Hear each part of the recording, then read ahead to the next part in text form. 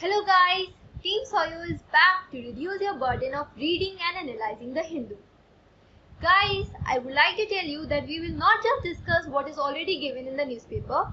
Rather, we will analyze the topic in such a way that it covers all the important issues emerging out of a particular event. So the first topic of 26th April 2018 deals with the evident culture of riots in the backdrop of emergent waves of communalism, regionalism, secessionism and majoritarianism. The article is titled as Changing Structure of Riots. Riots are the spontaneous event that gets triggered by various differences and conflicting point of view. But in the present era, a change in the color of riots is evident. Now riots are no more spontaneous but are premeditated. They become more common during the times of festivals and elections, and this can be seen in the case of Hyderabad riots during the possessions of Ram Navami. There also exists a link between communalism and secessionist politics, and an example of this can be seen in the case of Sri Lanka, where linguistic divide has started taking the color of communal divide, as Sinhalese are the Buddhists while Tamils are the Hindus or the Christians. So, what becomes evident is the secessionist politics becoming central to communalism. There also exists a link between communalism and majoritarianism. I would also like to draw your attention to the idea of how majoritarian communalism is taking the shape of nationalism, and a critique of such dividing nationalisms can be seen in Rabindranath Tagore's writings. He distinguishes between various types of nationalism like spiritual nationalism, materialist nationalism, and how jingoist nationalism can act as a dividing force. Also, Nehru's idea of tolerance needs to be emphasized when we are trying to draw a critique of majoritarianism and communalism. Now I would like to draw attention to how majoritarian communalism has become central to vote bank and election politics. Also, shortcomings in police and law administration in containing the riots also needs to be emphasized. Now I would like to ask you to suggest ways to properly contain various riots and communal tensions. Guys, when I was discussing this particular piece, I have discussed about Tagore and his idea of nationalism and Nehru's idea of tolerance and nations. Now if you mention these kinds of points, then you will get an extra star for your answer, and that is why I include these points in my analysis. The debatable issues that emerges from the above discussion are: number 1, idea of secularism as has been upheld by Indian Constitution and the relevance of Nehru's idea of tolerance in today's context. The second issue is how the issue of identity politics has become central to the whole issue of communalism. Guys, you can write your answer and can send them to our Gmail ID, that is sauyo.in@gmail.com, and you will soon get reviewed your answer by our expert faculty. The second article that we are going to discuss is titled as A Dangerous Polarization in Jammu. Context: recent incident of Kathua rape and the case of communalism and growing polarization of communities. The most upsetting part of the recent Kathua case is that the rape itself has been seen through the lens of communalism and religious divide, which is very problematic. Now, to talk about the polarization in Jammu, we have to first talk about the demographic profile of Jammu, where we have to take into consideration the idea of how the violence in Kashmir has resulted in increased migration to Jammu, turning Jammu, a Hindu-dominated area, into a multicultural entity. Also, the Kashmir has got greater allocation of resources as it has got due attention of central government. So the point is that there exists a historical, political and cultural ethos that can be seen as a reason for the polarization that has emerged in Jammu. The debatable issue includes: number 1, how the economic concern over allocation of resources and social concern over representation acts as an agent for cultural and communal divide. Second, What are the initiatives taken by the government to ensure equal involvement of minorities to promote inclusive and holistic development? Guys, you can mention under this various initiatives undertaken by the government like Prime Minister's 15-point program and initiatives like Hamari Dharwar, Ustad, Nai Manzil, Nai Roshni, Minority Cybergram and ways undertaken to strengthen State Waqf Board. The third article that we are going to discuss is the global nuclear cloud is darkening. This article deals with the tension that exists between various nuclear powers. It is seen that the Cold War is returning as there are issues of conflict between the nations, that is USA and Russia. And the effect of the same can be seen in the case of proxy war in Ukraine, competing military conflict in Syria and their interference in each other's domestic policies.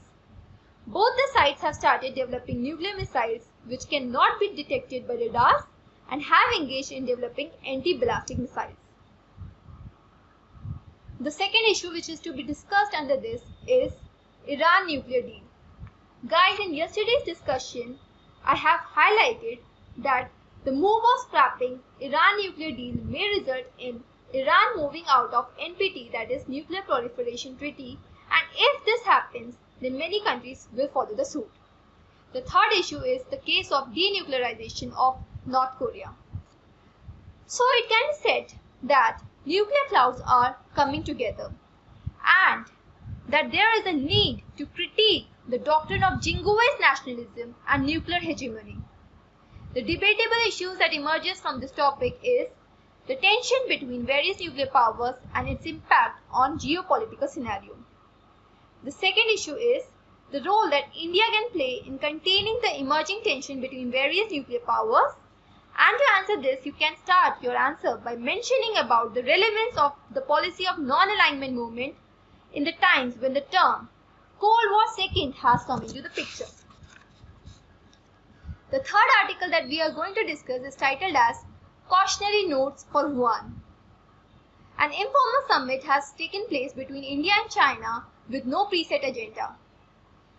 Now I would like to draw your attention to the importance of holding discussions about bilateral issues between India and China, cause what is necessary is that the talks between the two nations should not be limited to multilateral issues like NSG, Shanghai Cooperation Organization, CPEC and BRI.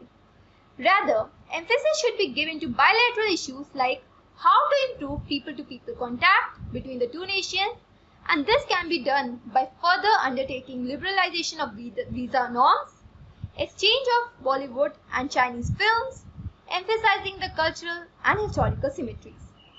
The debatable issues which emerges from this discussion is how both can come together to promote renewable energy for furtherance and promotion of renewable energy and International Solar Alliance.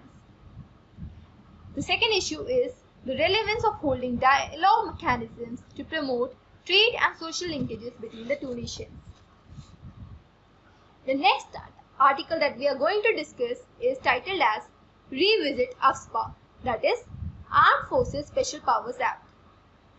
Under AFSPA, if an area is declared as disturbed, then the military or the armed forces get certain powers over the region. Section 3 of AFSPA holds that the central government or the governor gets the right to declare an area as disturbed, and if this happens, then armed forces gets unlimited powers, which includes number 1, right to search without warrant, number 2, right to arrest without warrant, number 3, if it is necessary, then open fire can also be initiated. So, AFSPA has been criticized on the grounds like number 1, abuse of human rights. Supreme Court has held that excesses committed by armed forces under AFSPA is also prosecutionary and that the protection provided to armed forces under AFSPA is not absolute. Second, AFSPA has resulted in alienation of the northeastern people. Third, with AFSPA in force, state government abstains from taking responsibility for their own administrative failures. Fourth, The UN, that is United Nations, has asked India to repeal AFSPA because such laws don't have any place in democracies. Justice Jeevan Reddy Committee has recommended the repealation of this act, that is AFSPA. However, central government has held that the removal of AFSPA will happen gradually as AFSPA is important for solving the problem of insurgency. The debatable issue emerges is AFSPA a necessity or an instance of misused power? The next article that we are going to discuss is titled as Tech Blind Spot. In the present world of global information exchange, technical giants are more concerned with profit making and less about the social problems that they create. The recent case of Cambridge Analytica and involvement of tech giants like Facebook reveals as to how the technology can be used to capture power by monopolizing the control over data, that is, by using the personal data for self-proliferation and gains. The involvement of Google in Project Maven, where Google will help in developing artificial intelligence capabilities for military issues, is problematic because if the companies like Google, which have global reach, gets involved in military projects, then it actually becomes an area of concern for other countries. The next case is of Uber, which wants to make a direct contact with the taxi drivers, thus bypassing the taxi companies. This would result in monopolization by Uber, as taxi drivers will end up becoming dependent on Uber for their earnings and will lose their effective bargaining power. So, the tech giants are moving towards the spirit of monopolization for profit maximization. The debatable issues that emerges is the concept of privacy and its relevance in the era where technology is dismantling the difference between personal and political sphere. The next article that we are going to discuss is titled as Uniting the Koreas. Kim Jong-un and Moon Jae-in are going to meet for a summit which may result in some kind of peace deal which is necessary to end the Korean War. This meet will help us in getting some clarity over North Korea's denuclearization program. The debatable issue that emerges from this topic is the symbolic relevance of the meet and the event of both the countries marching under one flag in the opening ceremony of the Olympic Games and its relevance. The next article that we are going to discuss is titled as Resume DACA, says US court. DACA stands for Deferred Action for Childhood Arrivals. DACA holds that the children of illegal immigrants who have been staying in USA should be treated as low priorities in deportation. DACA was brought into force by Obama regime, but Trump has proposed to repeal DACA. The debatable issue that comes from this is what can be the possible social, economic, political and diplomatic effect if DACA is repealed. The next article that we are going to discuss is titled as Ministry clears Indu Malhotra as Supreme Court judge. She becomes the first judge to be appointed from the bar as SC judge. Now with this, you also have to have a brief idea of the recent rejection of Collegium's decision of the elevation of Justice K.S. Joseph and how it becomes an assault on independence of judiciary. The debatable issue that emerges is what can be the ways to ensure independence of judiciary and how to promote the idea of cooperative constitutionalism. That's all for today. See you tomorrow. Till then, keep analyzing. Also, don't forget to subscribe our video and follow us on our FB page, that is SauYO, a free learning portal. Thank you.